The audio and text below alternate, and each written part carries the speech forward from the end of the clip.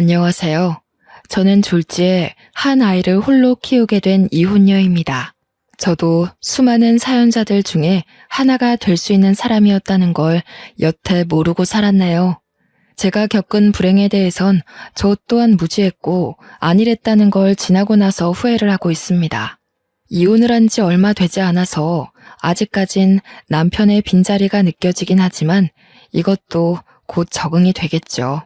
현재는 그 빈자리보다 남편의 실체에 대한 충격과 배신 때문에 일상 회복이 조금 더딘 편입니다.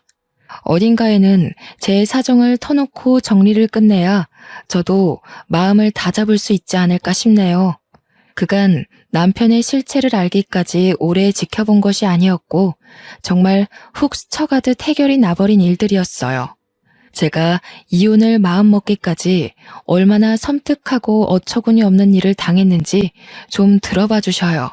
제게는 고등학생 때 만났다가 졸업하고 대학을 가면서 헤어진 첫사랑이 있었습니다.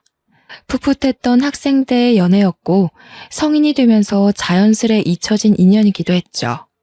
대학 다니면서 또 취직을 하고서 내내 연애를 해왔던 저는 나이가 들수록 점차 가벼운 연애를 기피하게 되더라고요.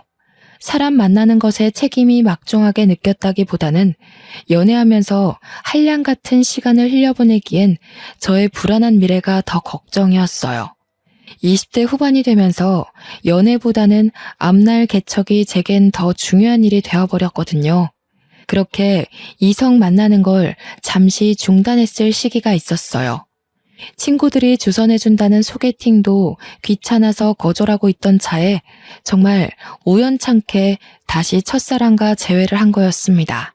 차라리 그때 남자친구가 있었다면 제 앞날이 이런 꼴 당하는 일은 없었을 텐데 후회가 되네요.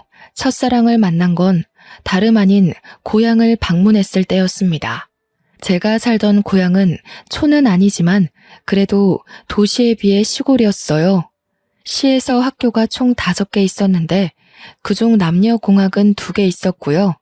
저도 학교 주위에서 살았지만 첫사랑의 집도 학교 주위에서 있었기 때문에 서로 고향을 방문한다면 사실상 언젠가는 마주칠 수밖에 없는 사정거리였어요. 아마 그때가 명절이었을 겁니다. 저는 첫사랑을 오랜만에 보자 신기하게도 그동안 잠자고 있던 이성에 대한 관심이 다시금 살아난 기분을 느꼈습니다. 싫어서 헤어진 게 아니기 때문에 저희는 과거의 인연을 반기며 어색하게 인사를 나눴던 걸로 기억해요. 서로 예전 연락처가 그대로라서 휴대폰에는 늘 저장이 되어 있었거든요. 그래서 인사랑 간단한 안부만 묻고 헤어진 그날 밤, 명절날 밤 첫사랑한테서 술 한잔 하자고 연락이 왔어요. 고등학교를 졸업하고 서로 대학 생활을 응원하며 헤어졌던 저희는 그렇게 인연을 다시 시작하게 되었죠. 예전 인연인 걸 떠나서 어떻게 보면 고등학교 동창인 셈이기도 하잖아요. 다시 만났다 보니까 나눌 이야기도 많고 함께 그릴 어린 시절 추억도 꽤 많더라고요. 그 때문에 더 급속도로 가까워진 저희는 결혼을 약속하게 되었고 첫사랑이 제 남편이 되는 아름다운 결혼 과정을 만들었네요. 당시 남편은 보험 설계사로 활동하고 있었는데요. 나이가 30대 초반밖에 안 되었는데 실적이 나쁘지 않아 수입이 높은 편이더라고요. 그래서 저희는 신혼을 시작할 때부터 살림이 괜찮았고 넉넉한 상황에서 바로 아이 계획까지 할 수 있었습니다. 남편이 보험 쪽에서 그래도 꽤나 지위 있는 자리였다 보니까 출퇴근이 굉장히 자유로웠거든요. 근데 그게 제가 임신하기에 아주 적절한 환경이 되었어요. 부부가 둘 다 몸이 건강하다 보니 아이는 신혼생활 8개월 만에 바로 생겼어요. 어느 정도 신혼살림이 안정되게 만들어 놓고 바로 아이를 가질 셈이었죠. 피임을 한 번 안 했을 뿐인데 바로 임신에 성공한 저희는 정말로 기뻐서 양가 어른한테 자랑을 했고 배부르기 전에 양가 어른을 따로 찾아가 식사 자리를 따로 가졌습니다. 나는 당시에 너희 둘이 그런 인연이 있었다는 것도 몰랐잖니. 역시 부모가 자식을 다 안다고 해도 실상은 모르는 게 천지가 많네. 같은 고향 사람이 우리 며느리로 들어와서 내가 얼마나 마음이 편한지 모른다. 고향 사람과 결혼하는 게 좋지. 네 시애미는 멀리서 시집을 와가지고 가족도 없고 아는 사람 하나도 없는 곳에서 얼마나 고생을 했다고. 그걸 보는 내내 나도 마음이 안 좋았어. 그래서 며느리는 똑같이 만들고 싶지 않았거든. 사돈댁이랑 우리 집이랑 한 다리 건너 있으니 얼마나 좋아. 시댁에서도 친정에서도 저와 남편은 환영을 받았습니다. 특히나 시댁이랑 친정이 저희가 지연 관계라고 했을 때 정말 좋아라 하시더라고요. 명절 때 집에 방문하면 고생 안 하고 왔다 갔다 할 수 있겠다면서 말이죠. 시모는 언제 한번 제게 따로 전화해서 남편을 잘 부탁한다고 자기 아들이 저에 비해 많이 부족하다고 했는데요. 시모가 그렇게 저를 위해주는 마음이 제게 더 안정감을 주었습니다. 신혼 첫 출발 때만 해도 결국 돌고 돌아 만난 인연과 참 잘 만나서 결혼을 했다고 생각을 했었어요.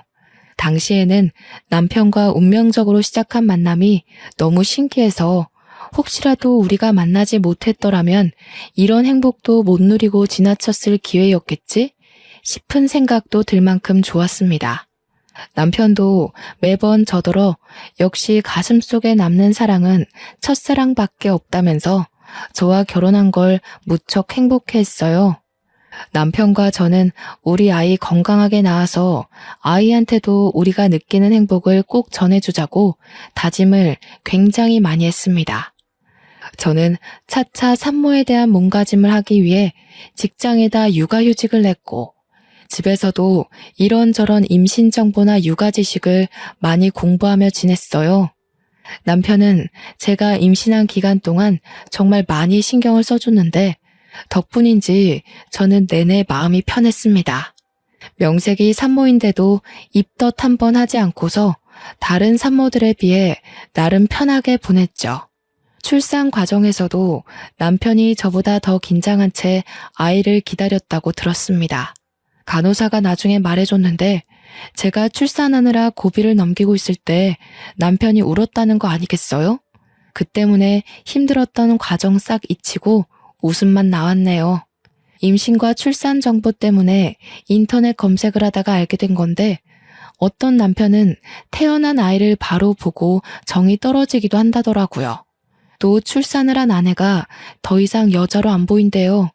솔직히 그런 고민글들을 보았을 때 지레 겁이 났습니다.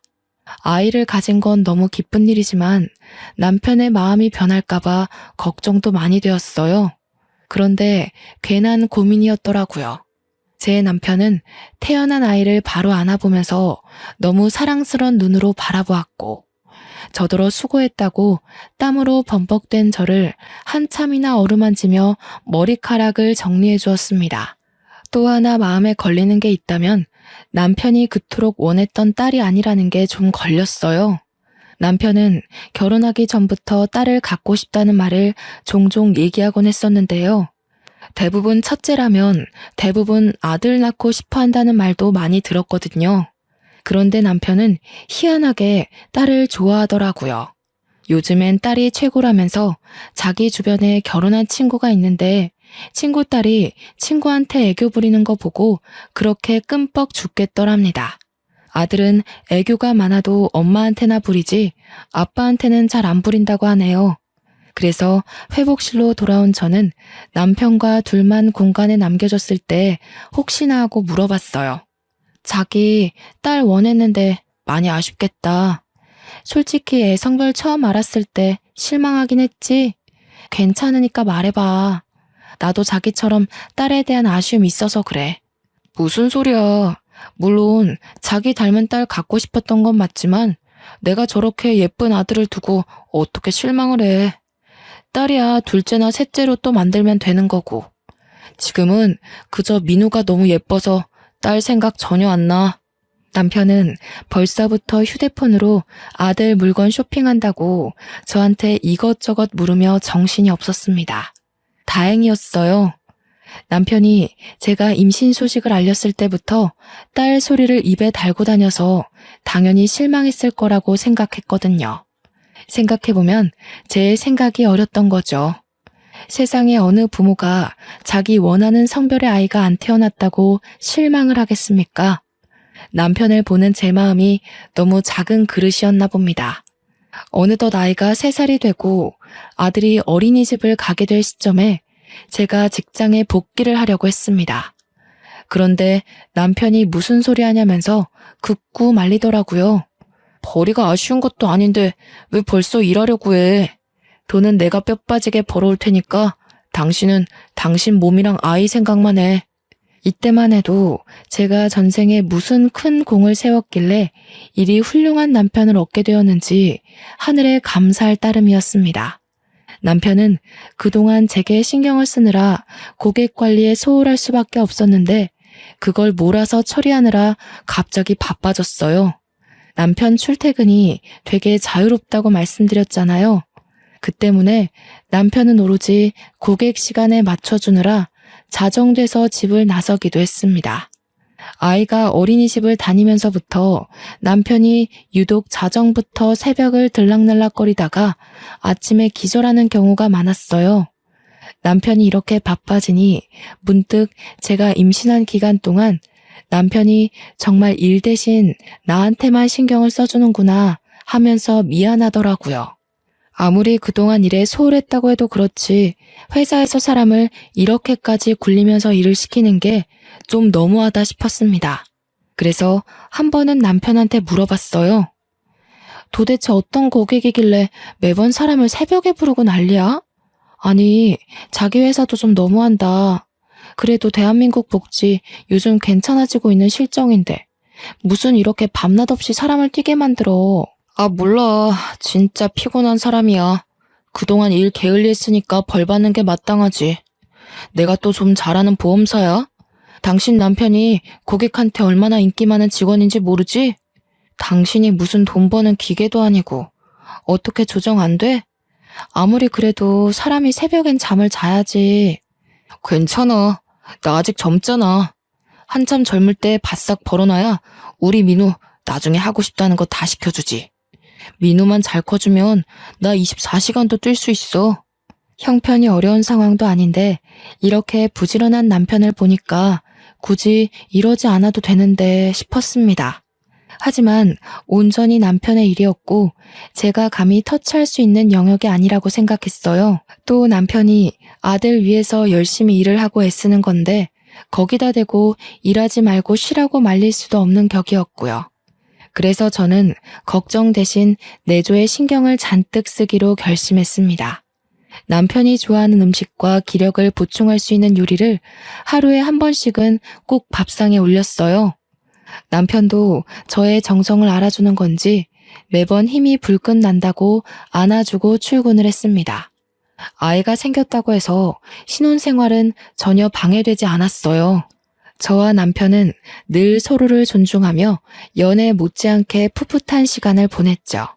3살의 어린이집을 입학했던 아이가 어느새 5살이 되었을 무렵 저는 첫 학기 학부모 상담이 있어서 아이 하원보다 일찍 어린이집을 방문한 적이 있었습니다. 원장실을 먼저 찾아갔는데 원장님이 다른 학부모와 상담 중이더라고요. 저를 보고 반갑게 인사를 해준 원장님은 잠깐만 기다려달라며 양해를 구하곤 자리를 안내해 주셨습니다. 원장님이 마련해준 다른 테이블에 앉아 차를 한 잔 마시며 우리 아들 새 담임 선생님을 기다리고 있었는데요. 원장실이 워낙 조용하다 보니까 자꾸 남이 하는 상담이 귀에 들어오는 겁니다. 듣자 하니 상담 중인 아이는 이번에 새로 입학하게 될 아이 같았어요. 아빠가 없는 듯 했고 이번에 3살 반으로 들어오려고 입학 상담 중이었습니다. 슬쩍 보니까 딸아이 하나가 엄마 옆에서 혼자 장난감 가지고 얌전히 놀고 있더라고요. 아들도 무척 사랑하지만 저도 딸에 대한 로망이 있기 때문에 자꾸 눈길이 갔는데요. 그러다 아이랑 눈이 마주쳤는데 아이가 동그란 눈으로 저를 한참이나 쳐다보더라고요. 양갈래하고서 분홍색 체육복을 입고 있는 딸아이가 너무 귀여워서 손인사를 해줬더니 아이가 쑥스러워하며 모른 척하다가 다시 저한테 관심 주기를 반복했습니다. 아들만 있다 보니까 딸이 어떤 느낌인지 참 궁금했는데 확실히 아들과는 또 다른 두근거림이 있더군요. 저는 테이블 위에 있는 토끼 볼펜으로 그 아이를 유혹했고 딸아이는 한참 제게 관심을 두고 있다가 곧 의자에서 내려와 제게 다가왔습니다. 정확히는 제가 들고 있는 볼펜에 관심이 있었던 거겠죠. 저는 가까이 다가온 그 아이를 안아서 무릎에 앉히며 토끼 볼펜을 쥐어줬어요. 아이고, 너무 이쁘게 생겼다. 엄마가 머리 묶는 솜씨가 좋구나. 어쩜 이렇게 복숭아같이 예쁠까? 우리 아가는 이름이 뭐예요? 제 말에 아이는 토끼 볼펜에만 신경을 두면서 민주라고 대답했습니다. 벌써부터 말도 곧잘하는 게 딱 봐도 똑 부러진 아이로 클 것 같더라고요. 민주라. 제 아들 이름이 민우이다 보니까 같은 민돌림이라는 생각에 더 정감이 갔어요. 민우라는 이름은 제 이름이 지민이고 남편 이름이 주우인데 저희 이름 끝자리만 따서 만든 이름이거든요. 만약 둘째, 셋째까지 낳게 된다면 남편이 제 이름을 따서 민자 돌림을 하자고도 했습니다. 그런데요, 민주를 계속 구경하고 쓰다듬다 보니까 문득 오묘한 기분이 들기 시작하더라고요. 민주라는 이름 때문에 막상 우리 아들 생각이 나서 아들 얼굴이 같이 떠올랐는데요. 좀 착각일지 모르겠으나 어딘가 모르게 이 딸아이와 우리 아들이 좀 닮은 것 같은 느낌이 드는 거 아니겠어요? 물론 세상에 비슷한 아이 많으니까 그러려니 하려 했습니다. 애들은 자라면서 얼굴이 달라지니까요. 하지만 그게 한번 신경 쓰이기 시작한 후로 저도 모르게 상세히 민주 이목구비를 뜯어보게 되었는데 쌍꺼풀 없는 눈매도 그렇고 콧볼 모양도 그렇고 한쪽만 보조개가 들어가는 것도 그렇고 왠지 먼 사촌이라고 해도 사람들이 수긍하겠다 싶은 거 있죠. 원장님과의 상담이 끝났는지 민주의 엄마가 아이를 찾다가 곧 제품에 있는 아이를 보고서 죄송하다고 사과를 하며 애를 데려갔습니다. 아니에요. 민주가 너무 귀여워서 제가 불렀는걸요. 애가 어쩜 이렇게 이쁜지 모르겠어요. 저도 딸 하나 낳고 싶었는데 민주 보니까 더 그러네요. 이번에 입학하시나 봐요? 네. 제가 둘째를 가졌는데 그럼 첫째를 제대로 봐주기 어려울 것 같아서요. 웬만하면 5살쯤에 어린이집 보내고 싶었는데 애 아빠가 출장이 잦아서 안 되겠더라고요. 아빠가 없는 줄 알았는데 그게 아니라 기러기 가장인 것 같았어요. 하마터면 실수를 할 뻔했지 뭡니까.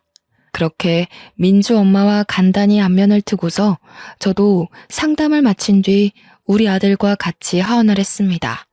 아들한테 떡볶이 한 컵을 사주고 집에 들어갔는데 도착하자마자 신발장 앞에 있는 남편과 마주쳤어요. 남편이 집에 있는 줄도 몰랐습니다. 깜짝 놀라서 언제 왔냐고 어디 가냐고 하니까 업무용 태블릿을 깜빡해가지고 집을 지나가는 길에 잠시 들러서 챙겨간다고 왔다네요. 그러고는 바빠서 얼른 가봐야 된다고 하길래 조심해서 가라고 저도 급히 배웅을 했죠. 그 와중에도 아들 바보인 남편은 아들이 주는 떡볶이까지 한 입 먹고 나갔습니다. 남편 바쁜 거야 우리 아들이 어린이집을 다니기 시작할 때부터 그랬으니까 그러려니 생각하고 넘겼어요. 그러나 바로 그날 저녁 남편이 친구 아버지 상 때문에 집에 못 들어갈 것 같다고 빈소에서 바로 출근해야겠다면서 먼저 자라고 하더군요. 친했던 친구의 아버지 상인데 결혼한 친구도 아닌데다가 외동이라서 친구 혼자 빈소를 지켜야 된대요. 그래서 남편이랑 다른 친구들이 도와주기로 했다고 합니다. 그랬구나. 당신 오늘도 얼마 못 자고 출근했잖아. 무리되지 않게 시간 나면 눈 좀 붙여. 친구분들이랑 돌아가면서 도와줘도 되니깐. 잠도 못 자고 출근하다가 혹시 졸음운전으로 사고 날라. 알겠어. 민우랑 밥 먹고 내 걱정은 하지 말고 자. 혹시나 집에 들릴 수 있으면 들어갈게. 참, 민우가 동물원 가고 싶다고 하더라고. 이번 주말에 시간 빼놓을 테니까 당신도 알고 있어. 가정도 챙기고 자기 마누라도 아들도 잘 챙기는 남편이라 저 또한 남편의 안위가 늘 걱정인 사람입니다. 남편의 친구라는 사람은 저도 모르는 사람이 아니었기 때문에 더더욱 마음이 갔고 남편의 자처를 이해할 수 있었어요. 그래서 저도 그 전화를 끊고 내내 마음이 안 좋았죠. 왜냐면 아버지 상을 당한 남편 친구는 예전에 한번 남편이 친구들 만나 술 마시고 뻗는 바람에 만난 적이 있었거든요. 혹시 또 언제 무슨 일이 생길지 몰라서 제가 그때 그 친구와 연락처를 주고받았었어요. 그때 몇 번 안면 트고 말을 텄던지라 막상 저 또한 아버지 상을 모른 척하는 게 솔직히 마음에 걸렸습니다. 몇 번을 고민 끝에 바쁠 테니 문자라도 남길까 싶어 결국 연락을 했는데요.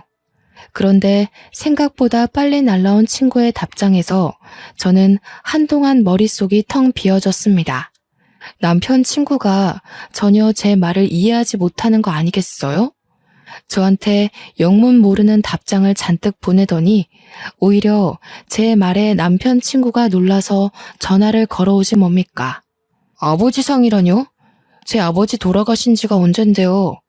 어디서 갑자기 그런 말을 들으셨어요? 설마 형준이 그 자식이 그래요? 당황한 저는 남편 친구에게 말을 버벅대며 상황을 설명해 주었습니다. 그랬더니 남편 친구가 오히려 당황하면서 나중에 다시 전화 주겠다고 끊어버렸어요. 그러곤 시간이 지나도 연락이 안 왔습니다. 혹시나 싶어 남편한테 전화를 걸었더니 통화 중이더라고요. 한참 나중에 남편 친구에게 날라온 문자에는 제 남편이 자기 아버지 상이 아니라 다른 친구 아버지 상을 착각해서 말한 것 같다는 내용이 나열되어 있었습니다. 얼마나 정신이 없으면 이런 걸 헷갈릴 수 있는 건가요? 남편의 착각이 이해되지 않아서 남편 친구 문자에 답장을 못하고 있었으나 결국엔 믿을 수밖에 없었습니다. 제가 이걸로 물고 늘어지면 상을 당한 친구의 입장도 난처할 거 아닙니까? 친한 친구의 아버지가 돌아가신 거니까 정신이 없었을 수도 있겠다 생각하며 그렇게 최대한 애써 이해하는 쪽으로 마음을 다잡고 있던 중이었습니다. 그때 아들이 태블릿 하나를 들고 오면서 게임 틀어달라고 졸랐는데요. 그 태블릿은 남편이 업무 볼 때 늘상 들고 다니는 거였어요. 저는 남편 친구한테 죄송하다는 문자를 쓰다 말고 놀라서 아들을 잘 설득해 태블릿을 다시 빼앗았습니다.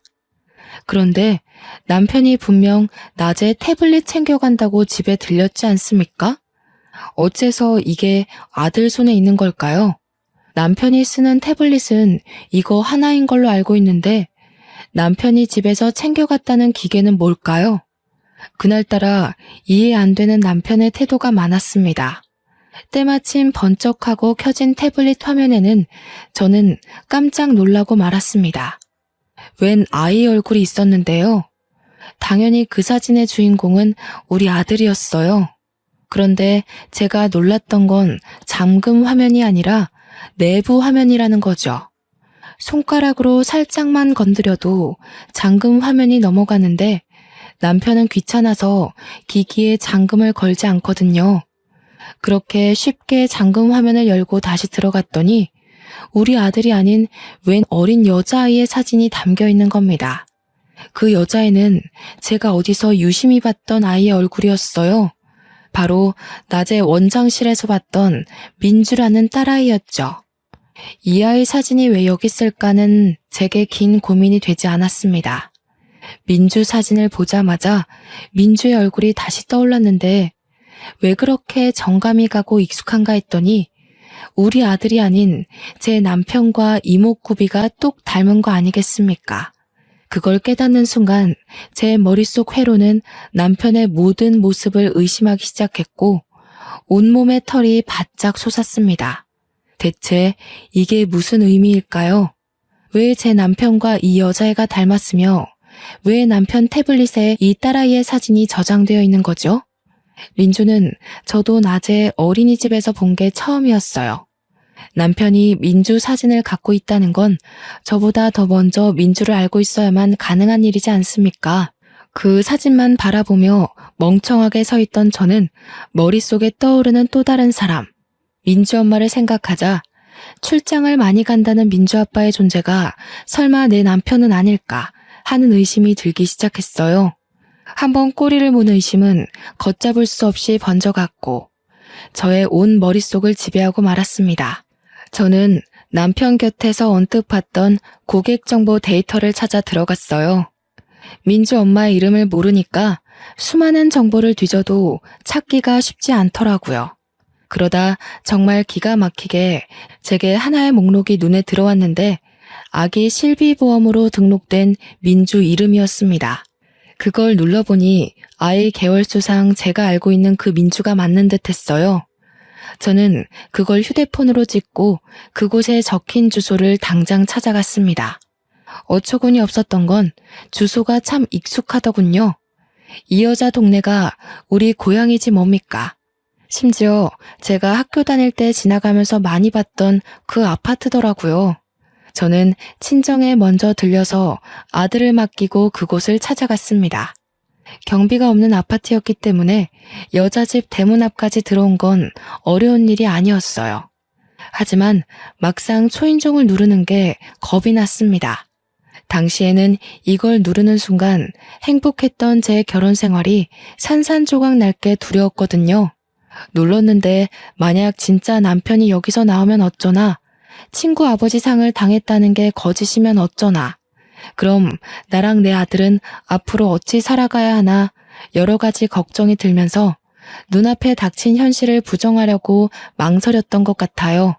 그때 안에서 사람이 나오려는지 문 앞에서 웅성대는 소리가 들렸는데요.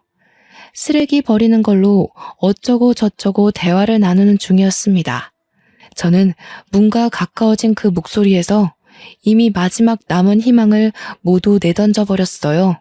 그리곤 곧바로 열린 문 안을 통해 피하고 싶던 현실을 확인하게 되었죠. 아악 하고 볼품없게 소리 지른 남편이 진심으로 놀라 나자빠지는 거 아니겠습니까? 더 안쪽에서는 무슨 일이냐며 뛰쳐나온 여자가 하나 있었는데요. 바로 민주 엄마였습니다. 민주 엄마는 유부녀 같지 않게 야시시한 잠옷을 입고서 민주를 안고 있었어요. 보아하니 민주가 감기라도 걸린 건지 아픈 것 같더군요. 민주 엄마 손에는 저번 달에 우리 아들이 아픈 바람에 급하게 샀던 노란색 체온계와 같은 게 쥐어져 있었어요. 그제야 저는 남편이 태블릿 핑계로 몰래 집을 왔다가 불이 나게 나갔던 이유를 알았고, 친구 아버지 상을 핑계로 집에 못 들어온다는 말까지 이해가 되었습니다. 그 모든 게 다 불륜을 저지르고 있었기 때문인 거예요. 어떻게 여기를... 여보, 그러니까 이게 있잖아. 저 사람은 내 친구 동생인데 친구가 같이 있다가 잠깐 앞에 담배 피러 갔거든? 어떻게 네가 나랑 민우를 두고 이런 짓을 벌일 수가 있어? 너는 여기가 장례식장이니? 네가 나한테 뭐라고 거짓말했는지도 까먹은 거야? 아, 장례식장, 그건 다른 친구고 빈소에서 잘 수가 없어서 친구 집에 따라온 거야. 오해하지 마. 나중에 진짜 친구 들어올 거야. 전화해 줄까? 넌 나를 호구로 보는구나. 이 상황에서도 잔머리 굴릴 생각밖에 없어? 너 같으면 이 상황에 네 변명이 신빙성 있다고 생각하니? 오해라고 설득하고 싶으면 저 아이랑 너 친자검사부터 해보지 그래? 뭐? 뜬금없이 친자검사를 왜 해? 내가 저 아이랑 그런 걸 해야 하는 이유가 없잖아. 설마 저 애가 내 아이라고 생각하는 거야? 여보, 나 그런 사람 아니야.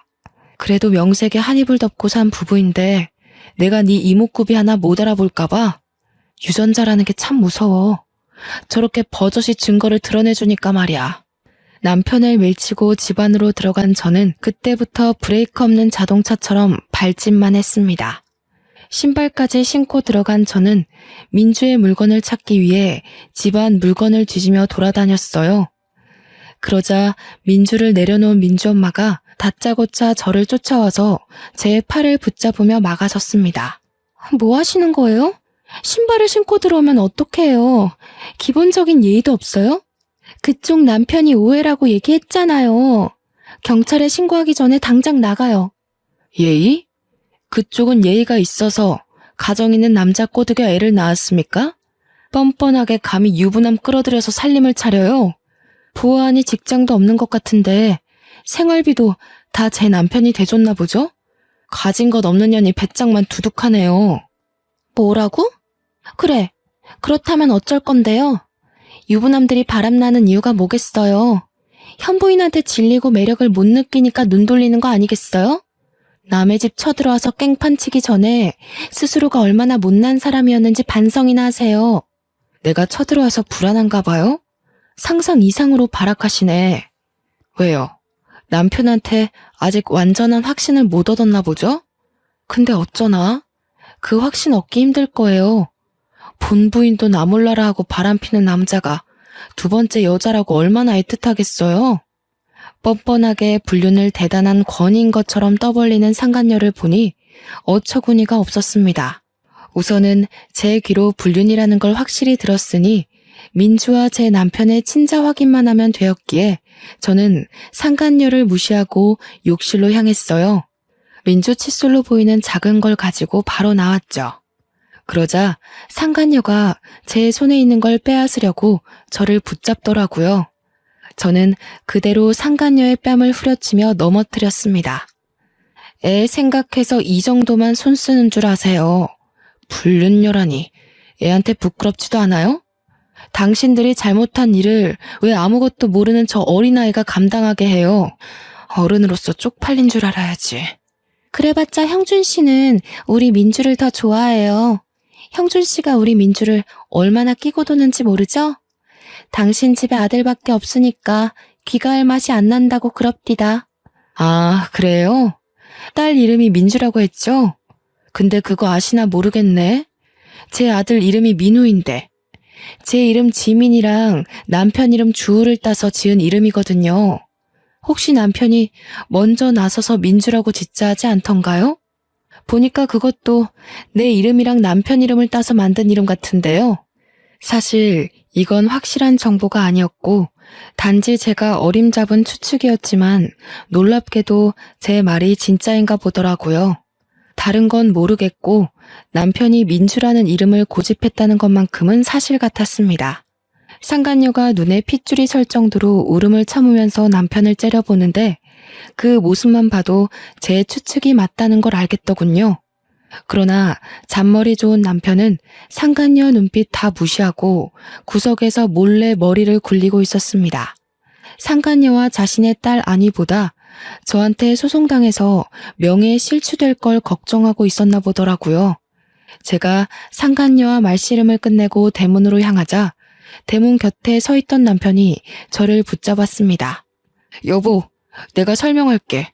제발 이러지 마. 우선 앉아서 얘기해 볼래? 아니다, 집에 가자. 내가 집에 가서 제대로 말해줄게. 당신이 생각하는 그런 사이 정말 아니거든? 응? 현장이 다 발각된 상황에서 어처구니 없게도 남편이 상간녀를 외면하는 작전을 펼치는 거 아니겠습니까? 저는 그대로 남편 머리채를 잡아당겼고 머리카락을 몇 개를 잔뜩 뜯어냈습니다. 여기서 저 아이가 네 자식이라고 판정나는 순간 너는 인생 쪽날 각오해. 내가 무슨 수를 써서라도 네가 지금 누리고 있는 모든 걸 망가뜨려 놓을 거니까. 그대로 집을 나가려는데 남편이 계속 저를 붙잡으면서 이젠 무릎을 꿇고 사정하기 시작하더라고요. 그걸 상간녀가 나서서 남편을 제지했습니다. 그만해요, 형준 씨. 그냥 저 여자랑 이혼해버려요. 형준 씨 딸 갖고 싶었다면서요. 그 말은 저 옆편네 아들보다 우리 이쁜 민주가 더 소중하다는 거 아니에요? 그런데 민주 이름이 정말 저 여자 이름 따서 지은 거예요? 아니죠. 그것부터 말해봐요. 입 안 닥쳐요? 지금 그런 걸 따질 때예요. 상황 파악 좀 해요. 그쪽 때문에 내 인생 망하게 생겼잖아요. 나한테는 우리 민호만 있으면 된다고요. 둘은 보험사와 고객으로 맺어진 인연이라 그런지 여전히 존댓말을 쓰고 있었습니다. 민주 나이를 보면 둘의 관계가 3년이나 지속되었을 텐데도 똑똑한 남편이 상간녀와 계속 거리를 두고 있었나 봅니다. 그렇단 말은 저 상간녀랑 언제든지 끊어낼 준비를 하고 있었다는 건데, 그렇다면 더더욱 애를 만들지 말았어야지. 불륜 과정에서조차 무책임했던 남편이 더없이 형편없게 느껴지더군요. 저는 다리를 잡고 안아주는 남편과 상간녀 때문에 신경질이 나서 신발장에 내버려진 쓰레기를 주웠습니다. 쓰레기 봉지를 잡아 뜯어서 둘에게 냅다 뿌려주고 집을 나왔어요. 모든 걸 지켜보면서도 울음 한 번 안 터뜨리던 민주와 마지막으로 눈이 마주쳤던 것 같은데 그 어린 딸아이가 놀랐겠지만 어쩔 수 없었네요. 그렇게 진행한 친자검사에서 역시 민주는 제 남편의 유전자를 받은 게 맞다는 결과를 받았습니다. 그걸 토대로 저는 그대로 이혼 소송과 상간녀 소송을 시작했어요. 남편이 입대기 전에 제가 먼저 양가 부모들께 이혼 사유를 밝혔는데요. 친정 쪽에서는 남편의 두 집 살림에 대해서 노발대발 화를 냈고 시댁 쪽에서는 저한테 하염없이 사과만 하시더라고요. 시댁의 저 자세를 보고서 아들 하나 잘못 둔 탓에 시부모가 괜히 노후에 고생한다고 생각했네요. 우리 아들이 부족하다 했는데 결국 너한테 그런 몹쓸 짓을 했구나. 애미 된 사람으로서 참 부끄럽고 면목이 없다. 그래도 민우를 두고 너희가 어떻게 갈라서니? 그 어린 것이 무슨 죄가 있어서 부모를 잃어야 돼. 저도 민우 때문에 생각 많이 해봤는데요. 어머님 생각도 일리가 있지만 한편으론 그런 아빠가 있다는 게 오히려 민우한테 상처가 될 수도 있는 거잖아요. 어머님 아버님께서 저한테 잘해주신 거 압니다. 그래도 대놓고 저를 농락한 남편을 어떻게 믿고 살겠어요. 같은 여자로서 어머님이 제 마음 헤아려 주실 거라 생각할게요. 그날을 마지막으로 저는 시부모에게 오는 연락을 한 통도 받지 않았습니다. 가끔씩 문자로 손주 사진이라도 좀 보내달라고 부탁하시는데 그 연락마저 안 받고 있어요. 그리고 제가 소송한 뒤로 남편은 제대로 몰락하기 시작했는데요. 이미지 중요한 보험회사에서 남편의 불륜 사실은 손바닥으로 하늘을 가리는 수준이었고 남편 때문에 그 회사가 불륜 회사로 낙인 찍히는 바람에 결국 남편은 해고를 당했습니다. 상간녀도 진짜 남편 친구의 동생이었던 건지 남편이 아닌 남편 친구가 저한테 연락이 와서 제발 소송 취하해달라고 부탁을 하지 뭡니까? 자기가 여동생 교육 똑바로 시키겠다고 집에 형편이 어려워서 위자료 내려면 빚까지 내야 된다고 하더라고요. 제가 소송을 취하해주면 그 상간녀는 평생 반성도 안 하고 제 욕만 하면서 살 거 아닙니까? 남편도 빼앗겨, 아이 아빠도 빼앗겨, 가정도 빼앗겨. 이 상황에 돈이라도 챙겨야 되지 않겠냐고 욕심내는 사람 따로 있고 호구 잡히는 사람 따로 있냐고 했더니 남편 친구가 아무 말도 못하는 거 있죠. 한날은 신혼집의 마지막 짐을 정리한다고 방에 있었는데 바깥에 혼자 있는 줄 알았던 아들 쪽에서 어떤 말소리가 들리더라고요. 나가봤더니 남편이 제 아들 앞에 무릎을 꿇고 있는 거 아니겠습니까? 뭐 하는 거야, 애 앞에서? 당장 그만 못 둬? 우리 이러는 게 뭐 자랑이라고 애까지 신경 쓰게 만들어. 애가 5살이라도 알 건 다 안다는 거 몰라? 내가 어리석었어. 딸이 좋아서 그랬던 게 아니야. 그냥 나도 모르게 마음이 흔들렸어. 그렇다고 너한테 마음이 식은 게 아니라 나는 여전히 너 좋아하는데 몰라. 왜 그랬는지 모르겠어. 왜 그랬는지 모르겠는 그 마음이 당신 본성이라는 거야. 당신은 지금 아니더라도 언제든지 눈 돌렸을 사람이고 나도 민우도 그런 남편, 그런 아빠는 필요 없어. 마지막 짐을 담은 캐리어를 끌고서 아들을 데리고 그냥 집을 나와버렸습니다. 짐을 다 챙긴 건 아니었어요. 그렇다고 대단한 물건을 두고 온 것도 아니라서 미련 없이 나와버렸네요. 아들한테는 저와 남편이 이렇게 갈라서고 부딪히는 모습 최대한 안 보여주려고 했는데 혹시나 아들에게 큰 트라우마로 남는 건 아닐지 걱정이 되더라고요. 앞으로 이혼 가정의 아이는 어떻게 키워야 잘 키울 수 있을지 많이 공부해야 될 것 같습니다. 그렇게 저는 잔뜩 받은 위자료와 재산을 챙겨 아들 데리고 친정으로 갔어요. 참, 제가 유치원에 가서 우리 아들 퇴소 처리를 할 때 상간녀에 대해서도 원장님께 알려드렸거든요. 원장님이 깜짝 놀라시면서 마침 제가 오면 물어볼 게 있었다고 했는데요. 그렇잖아도 민주 어머님께서 아버님 전화번호라고 적어둔 연락처가 있었는데 희한하게 익숙한 번호더라고요. 그래서 찾아봤더니 민우 아버님 번호랑 똑같이 뭐예요. 저는 혹시 민우 아버님께서 번호를 바꾸시고 그 번호를 민주 아버님이 쓰시는 건가? 그런 생각까지 하면서 안 좋은 사실을 부정하려고 했거든요. 그랬군요. 정말 창피해서 고개를 들 수가 없네요. 원래 이런 사실은 소문 안 났으면 좋겠어요. 제가 민주 엄마 얘기를 해드린 건 혹시 민주 엄마로 인해서 다른 피해자가 생길까봐 그래요. 이미 민주 엄마가 입학 신청을 해버렸는데 제가 괜히 원장님 곤란하게 만들었죠? 곤란하긴요. 전혀 아닙니다. 용기 내서 말씀해 주신 거 감사해요. 괜히 묻어뒀다가 다른 학부모님들이 아시게 되면 그때 상황은 더 커지는 거잖아요.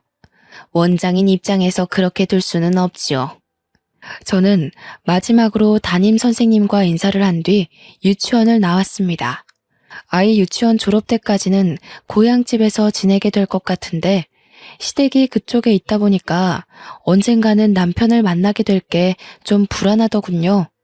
그렇다고 수십 년을 이곳에서 지낸 친정 부모더러 이사를 가자고 할 수도 없지 않습니까? 더군다나 부모님이 이 고향 지역에 굉장한 애착이 있으시거든요. 번잡한 시내가 싫어서 한적한 끄트머리 동네에 살고 있다는 걸 알기 때문에 고민이었죠. 그렇다는 고민을 언제 한번 친정 부모님께 말한 적이 있었는데 저는 그것에 대해 이사를 고집하고자 말씀드린 게 아니거든요. 그런데 친정 부모님께서 어느 날 아파트 한 채를 보고 오더니 팜플렛을 보여주는 겁니다. 저기 앞에 도성국에 넘어가는 언덕이 있지? 왜? 너 결혼 인사 왔을 때 공사 시작했었잖아. 거기 아파트 이번에 다 만들어졌는데 구조가 너무 예쁘게 생겼더라고. 그러니까 민우 걱정 때문에 종일 그렇게 앓지 말고 이사 가자.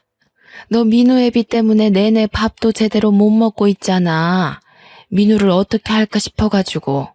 역시 엄마라는 존재는 전지전능한 게 분명하다고 느꼈습니다. 제가 힘들까봐 우리 아들을 신경 써서 봐주는 아빠한테도 고마웠지만 딸의 마음을 들여다봐주고 알아채준 엄마에게 무엇보다 든든한 기운을 받았어요. 제가 제 아들의 변화를 하나하나 유심히 관찰하는 저처럼 엄마도 자식인 저의 마음을 상세히도 지켜봤나 봅니다. 이사라고 해봤자 같은 동네였지만 저는 전 남편 집과 거리가 멀어지는 것만으로도 충분했어요. 원래 집에서 40분 걸리는 거리를 일부러 버스를 타고 이곳으로 오지 않는 이상 마주치긴 어려워진 셈이거든요. 그렇게 저는 본격적인 이사 준비에 들어갔고 거하게 받은 위자료와 본래 집 팔아 챙긴 돈 덕분에 새 집으로 옮기는 건 문제되지 않았습니다. 당분간은 제가 취직을 하고 자리를 잡기까지 고향집에서 지낼 생각이에요. 그때쯤이면 아이도 학교를 가게 되겠죠? 남편은 이사 가기 전에 저희 집을 찾아갔었는지 또 문자가 왔더라고요. 아직까지도 제발 자기 한 번만 용서해달라고 비는 중입니다. 사람이란 자고로 실수를 할 수밖에 없다고 하나 분류는 예외여야 되는 게 아닌가 싶어요. 손버릇, 술버릇, 바람버릇 이거 세 가지는 실수라는 말이 통할 수 없는 것들이라고 봅니다. 당연히 용서해줘도 안 되는 버릇들이고요. 저는 용기 있게 남편과의 연을 끊어가려 노력 중이지만 가끔씩 제가 과연 잘하고 있는 건가 흔들릴 때가 있습니다. 그래도 엄마라는 사람이 굳건해야 제 아들도 아빠 없다는 불안감 없이 씩씩하게 자라주겠죠. 그 유일한 생각이 저를 심지궂도록 힘을 주는 이유입니다. 정말 사연을 쓰면서도 당시의 잔상 때문에 몇 번이고 소름이 돋았습니다. 도대체 세상에는 얼마나 많고 다양한 불륜이 존재하는 걸까요? 제가 결혼하기 전 불륜 사연을 정말 많이 봤거든요. 남편이란 작자가 바람을 필 때 어떤 표정과 태도를 취하는지도 지나가는 식으로 봤었는데 역시 직접 당하는 순간 모든 게 백지 상태가 되어버리네요. 제가 지금까지 들려드린 불륜 사연, 저는 어디에서도 들어보지 못한 전개였는데 혹시 다들 비슷한 사연자 보셨을까요? 남편 닮은 애를 보고 불륜을 눈치채게 된 또 다른 사연자 이야기를 들은 적이 있다면 좀 알려주세요. 그 사람은 어떻게 대처를 하셨는지 문득 궁금합니다. 화가 나서 키보드를 마구 두들겼다 보니 어느새 인사말을 전할 때가 왔네요. 모두에게 화창한 앞날만 가득하길 바라면서 저는 이만 글을 마치도록 하겠습니다. 감사합니다.